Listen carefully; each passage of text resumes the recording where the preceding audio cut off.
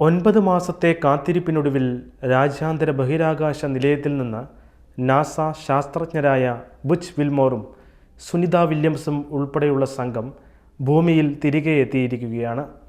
എന്നാൽ ഏതാനും ദിവസങ്ങൾക്ക് മുൻപ് മാധ്യമങ്ങൾക്ക് നൽകിയ ഒരഭിമുഖത്തിൽ രാജ്യാന്തര ബഹിരാകാശ നിലയത്തിൽ നിന്ന് ബുച്ച് വിൽമോർ പറഞ്ഞ വാക്കുകളിൽ തങ്ങളുടെ ദൗത്യം ഫലപ്രദമായാലും അല്ലെങ്കിലും വിശ്വാസത്തിൻ്റെ കണ്ണുകൊണ്ട് അവയെ കാണാനുള്ള അടിയുറച്ച ബോധ്യം അവർ ആർജിച്ചുവെന്ന് നിസ്സംശയം പറയാൻ സാധിക്കും. അരമണിക്കൂറോളം നീണ്ട അഭിമുഖത്തിനിടെ ശാസ്ത്രത്തിൻ്റെ വിജയക്കൊടുമുടിയിൽ നിൽക്കുമ്പോഴും ബുച്ച് വിൽമോർ ഏറ്റുപറഞ്ഞത് യേശുക്രിസ്തുവിലുള്ള അടിയുറച്ച വിശ്വാസമായിരുന്നു. 9 മാസത്തെ ബഹിരാകാശത്തെ വാസം എന്ത് ജീവിതപാഠമാണ് നൽകിയതെന്ന ഒരു പത്രപ്രവർത്തകൻ്റെ ചോദ്യത്തിന് ലോകം ഉറ്റുനോക്കുന്ന ഈ നാസ ശാസ്ത്രജ്ഞൻ്റെ മറുപടി നിരീശ്വരവാദികൾ തിരിച്ചറിയേണ്ട സത്യദൈവത്തിലേക്ക് വിരൽ ചൂണ്ടുന്നതായിരുന്നു.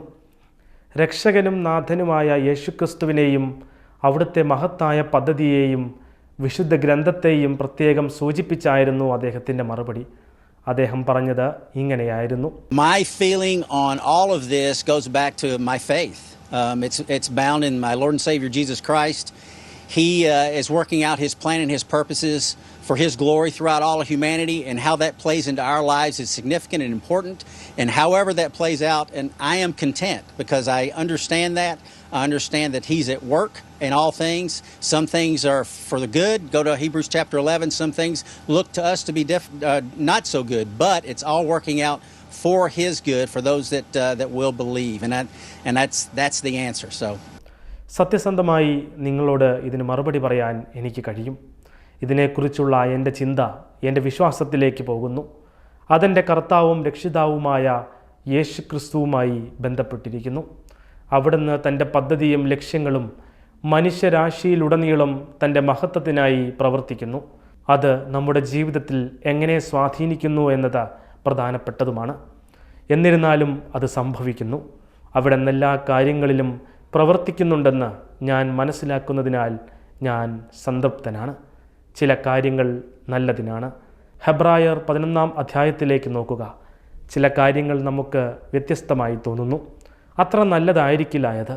പക്ഷേ എല്ലാം അവിടുന്ന് നന്മയ്ക്കായി വിശ്വസിക്കുന്നവർക്കായി പ്രവർത്തിക്കുന്നു. അതാണ് ഉത്തരം. ബുച്ച് പറഞ്ഞു. വിശ്വാസം എന്നത് പ്രത്യാശിക്കുന്നവ ലഭിക്കുമെന്ന ഉറപ്പും കാണപ്പെടാത്തവ ഉണ്ട് എന്ന ബോധ്യവുമാണ് എന്ന് തുടങ്ങുന്ന പൂർവികരുടെ വിശ്വാസത്തെപ്പറ്റിയാണ് ഹെബ്രായർ 11 അധ്യായത്തിൽ വിവരിക്കുന്നത്. ചരിത്രത്തിൽ രേഖപ്പെടുത്തപ്പെട്ട ഈ നീണ്ട ബഹിരാകാശ ദൗത്യത്തിൽ ക്രിസ്തുവിലുള്ള പ്രത്യാശയും അവനിലുള്ള വിശ്വാസവും ഏറ്റുപറഞ്ഞ ബുച്ച് വിൽമോറിന് നവമാധ്യമങ്ങളിൽ നിറഞ്ഞ കയ്യടിയാണ് ലഭിക്കുന്നത്. ക്രിസ്തു വിശ്വാസം പ്രഘോഷിച്ചുള്ള അദ്ദേഹത്തിൻ്റെ ബഹിരാകാശ സന്ദേശം ഇപ്പോൾ സോഷ്യൽ മീഡിയയിൽ വൈറലായിരിക്കുകയാണ്.